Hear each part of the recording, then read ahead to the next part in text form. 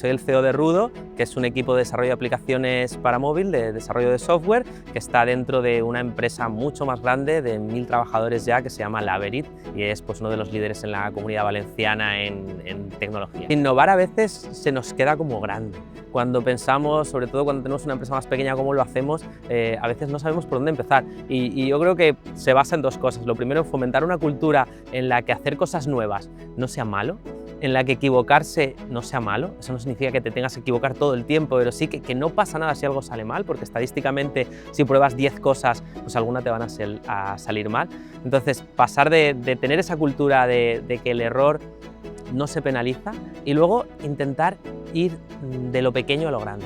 O sea, hacer cosas pequeñitas en tu día a día que creas que van a cambiar algo. Y una vez que has hecho muchas y te das cuenta de que has probado 100 cosas y que 70 te han salido bien, tienes casi otra empresa. O sea, sin darte cuenta, has ido evolucionando en pequeñas cositas que han hecho que las cosas puedan ir muchísimo mejor. Yo creo que es muy motivante cuando tú has tenido una idea o has iniciado un pequeño proceso de innovación, has hecho algo nuevo y está funcionando. Entonces yo creo que desde ahí, desde que mirad cómo podemos cambiar las cosas por nosotros mismos, como no tiene que venir alguien de arriba, un director o algo similar a decirte lo que tienes que hacer, sino que tú lo puedes hacer porque tú eres el que estás, pues en tu día a día es el que estás utilizando pues, un proceso y si lo puedes mejorar tú, pues fíjate qué bien, ha salido de ti y además tú lo vas a aprovechar, o sea, te va a redundar en ti. Así que yo creo que por ahí.